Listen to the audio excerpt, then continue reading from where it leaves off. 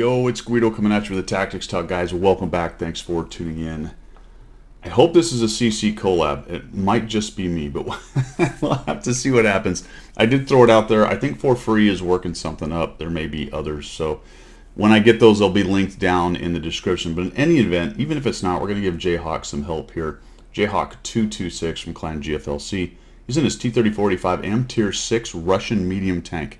He's top tier in a two-tier battle, got a couple artillery, and we are here on Muravanka. Did I get it right? I did, Muravanka. He's going to head over to the east side. He spawned into the north. This is a standard battle.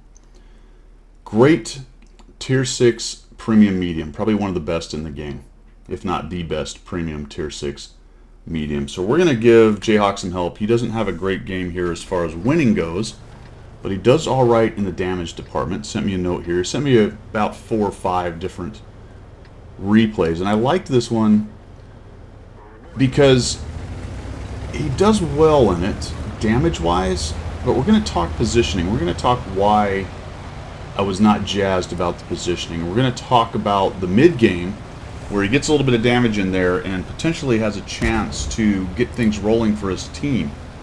But I think fails a little bit to pay attention and understand what's happening on the flank and how to leverage what's happening in order to help his team out.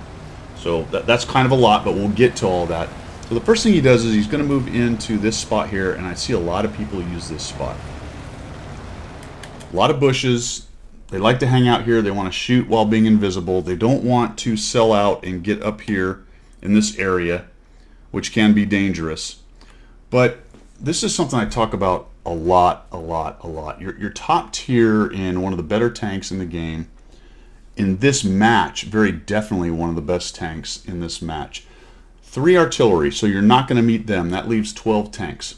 1, 2, 3, 4, 5, 6 TDs, more than likely are not going to be forward. That's 8 of the tanks. That leaves 7 tanks. You already see a 30-45 and a Chaffee over on the other side. That's 9. There's just not going to be very many guys pushing up over here. Probably not the KV-2, especially because he's nice and slow, and rarely are they going to push up into the Magic Forest with that many artillery. Probably not the 40 TP, but maybe. You might see the KV-1S. So the Chinu and the 3001H, maybe the Chaffee are the things I'd worry about, and you can already see that the Chaffee's not there. People like to sit in spots like this because they can be safe and they can snipe. And that's all well and good. It's also a decent spot, I will admit, for flexing if you need to rotate over to the other side of the map or move into the middle, into the town. You can get shots into the town and do so protected with the bushes, so you're not going to get spotted. But my problem with this kind of spot is that it's very passive. And if you're not really good at reading what's going on on the map or in the game, you can find the battle passing by, and the critical time which you need to do something is gone before you ever notice it. All right, that was a lot, so let's just see if I can explain exactly what I mean when we get up in here. So for my money, I push up against, right here against the north side of the hills, right there, and I start working on these guys with some pretty good sniper action, but what we do is we move into the middle. Now, I really don't like this, because all you're asking for now is a scout or somebody to see you. Okay, yes, the Chaffee is over on the other side, but another medium or something kind of trolling around in here. And it's arty time, it's sniperino time from up on the ridge, it's sniperino time from their guys back here because you're up on the top. It's being shot by their guys on the south side of the little ridges there. This is just a horribly exposed position, which you get away with. So we're going to knock a tree down. There's a pretty good group of tanks over there. It looks like your Chaffee's just getting dudes lit for no real reason. They get one guy dead. Looks like your LAF does some nice work. The Chaffee dies, which is as expected when a scout yellows in early on and there's that many guns in the game. And down goes the grill. So not a bad. Okay, so we traded a Chaffee for a T-30-45 and a grill. Not too bad, I guess. I'd rather keep the Chaffee alive. And now we're going to hang out right here.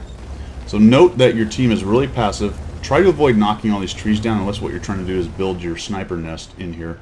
It just lets them know that somebody's trolling around in that particular part of the map. So somebody's clicking. Looks like maybe they took a shot from in there, or they're trying to force you to move up. Looks like your Easy 8 buddy is following up here, and we're just sort of creeping through. And it's all well and good that you're taking some some map control right here, but it's just, again, a horribly exposed position.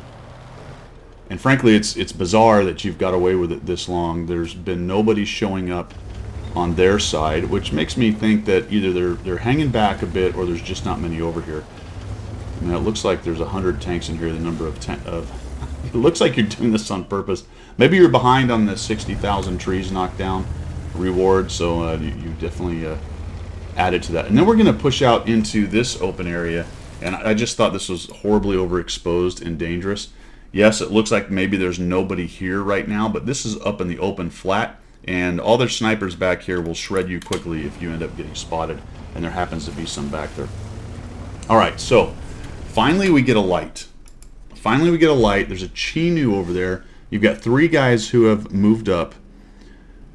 Had you been over here with them, you jump on this Chinu and he goes away. That's their eyes. And because they didn't send up a lot of guys, that's how you gobble up this flank. You take out the spotters, and you move forward, you take out the next spotter, and you keep on trucking.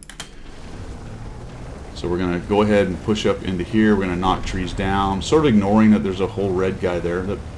To get to him, you were going to have to go all the way back around, though, because I would not cross straight across at him from this direction. Now there's an RBFM. You can see that your RBFM is moving up. Your Wolverine's trying to get some shots.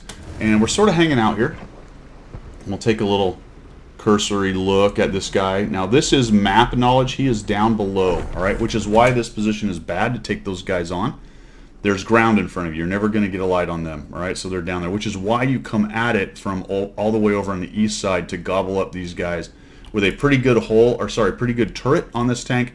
There are hold down positions right here to take out the M10 and the Chinu, and more than likely you're going to have a bunch of snipers back there based on having 5 TDs in there.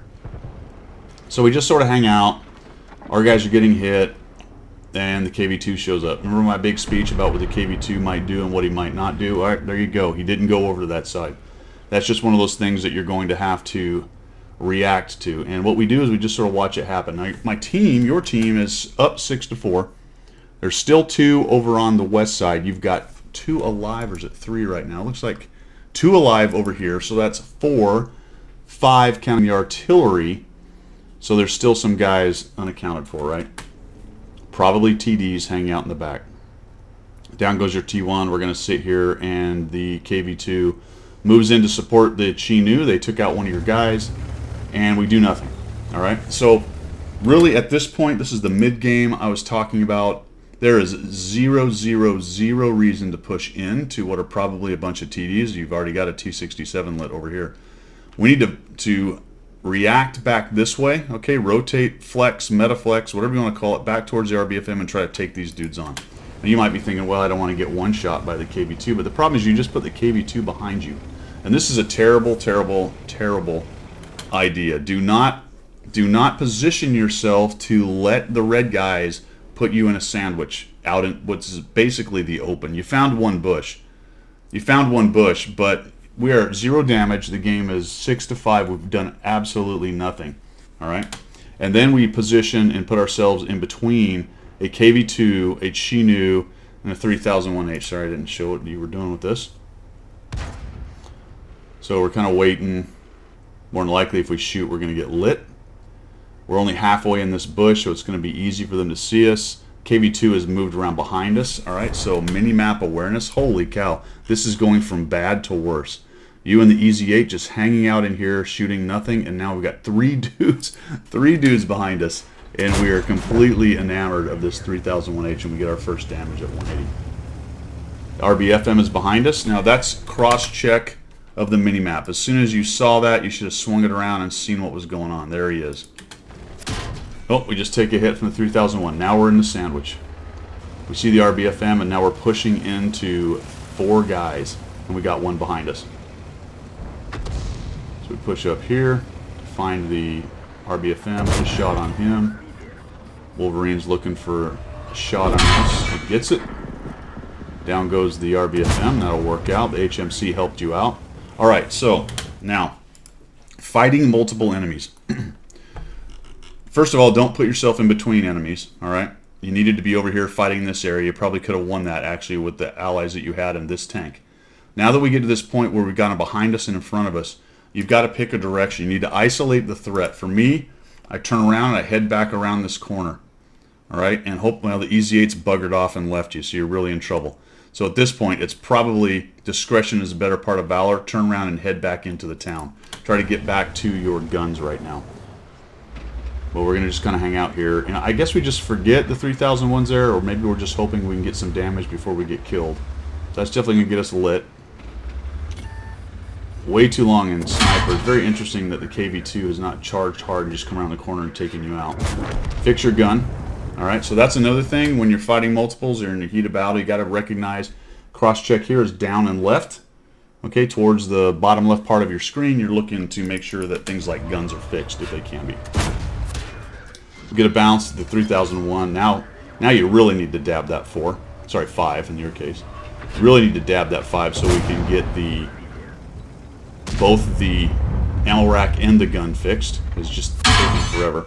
One thing I try to notice on that, if I haven't noticed that I'm ammo racked, is how long it's taking me to reload. You should have a bit of an idea of what that timing is in your head. And if it feels like it's taken forever, that's another clue that you've been ammo racked right there. So we're trying to get out of there, but this 3001H just has our number. And he's just waiting. He's still just blind firing in there. Maybe we'll get one more shot. There we go. So we hit the KV-2 and badoosh. Looks like the 3001 is what actually killed us. Yeah, so the KV-2 either missed or didn't quite fire yet, and the 3001 took us out.